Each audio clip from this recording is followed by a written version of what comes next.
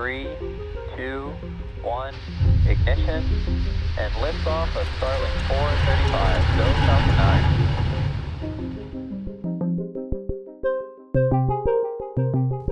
9. Now, as a reminder, we are flying Starlink satellites today. And there we saw it live. Pairing separation confirmed. Separation confirmed. We can now see the Starlink satellites. Starlink is a constellation of fairly small communication satellites that exist in low Earth orbit. And the idea behind Starlink, Elon Musk's idea, was to replace the dependence of the internet on cables. About 95% of internet traffic is handled on undersea cables. To replace that with networks of low Earth orbit satellites, which means that you'll be able to get the internet, access the internet anywhere around the world. About 3,000 Starlink satellites have been put into orbit. Another 12,000 are due to go into orbit, and eventually Elon Musk's idea is that there might be 40,000, more than 40,000, 42,000 low Earth orbit Starlink satellites, very small satellites, which would access the internet anywhere on the globe. That's the long-term vision. In the Ukraine war, the importance of Starlink is that Elon Musk gave the Ukrainians access to his 3,000 odd satellites, and the orbit of many of those that have been launched has been changed to help the Ukrainians so that they are more available over Ukrainian territory. And what it has done is given the Ukrainians a secure and extremely reliable battlefield management communication system, which is better than anything that the Russians have. And the point about it is that it's secure.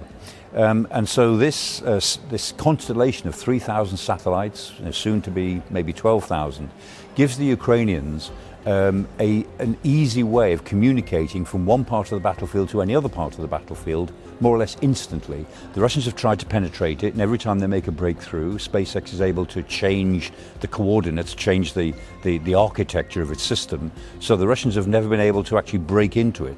And the point about it is that the Ukrainians are winning this war on the ground because they're more agile than the Russians. They've been able to, as it were, control the battle and make the Russians very slow and flat-footed. And one of the reasons why the Ukrainians are so good at this is because of Starlink. It is a game changer. Not many things in the military world are real game changers, but Starlink has been a game changer in their ability to act as a flexible, agile, fleet-footed opponent to a very clumsy Russian military machine. The cost so far is reportedly about $10 billion. That's what Elon Musk says that SpaceX has put into this whole Starlink enterprise, and that's probably right. Of course, Elon Musk can afford 10 billion, but in military terms, that's not so expensive, but we could expect it to cost another 10 billion over the next 6 months if the system keeps going at the present level. One of the questions is, will he continue to fund it? There's been some discussion about that, and the Pentagon has said, well, they will fund it if necessary, and they're funding some of it. And indeed, some of the European allies are saying, well, they'll chip in money if necessary in order to make sure that the SpaceX system is still available, that Starlink is still being used by the Ukrainians, because it's so important to their war effort. Nobody wants it to fail simply through lack of money. So $10 billion so far and counting. It's probably going to be another 10 billion over another 6 months. There are ways of finding that sort of money for something as important as Ukraine's war with Russia. There's some controversy around Starlink because Elon Musk wanted to be a peacemaker, and he came up with a negotiated peace plan which was very favourable to the Russians, and the Russians immediately welcomed it and the Ukrainians immediately rejected it.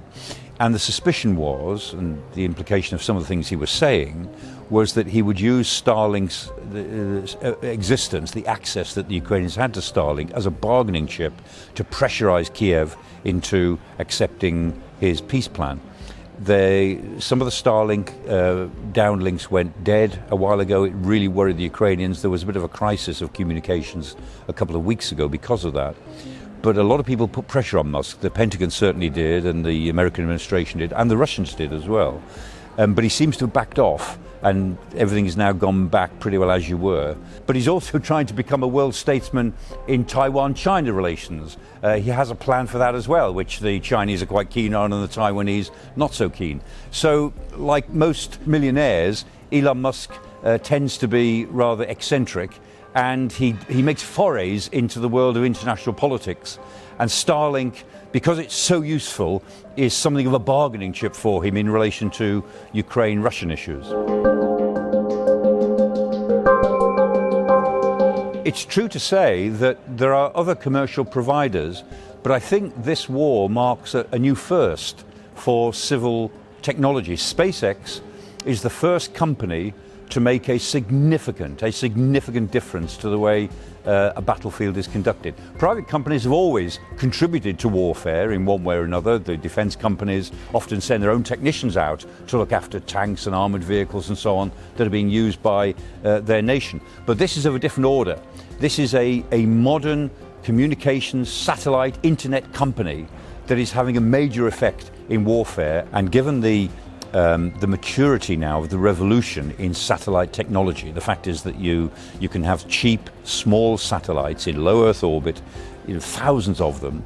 That's not without its problems, but they can be there and they can do astonishing things. And so I think that what SpaceX has done is to pioneer a new innovation, which is predominantly civilian-led in the pursuit of war. And I think after SpaceX, I think there'll be quite a lot of other companies who find ways of contributing to the military machineries of various states in the world.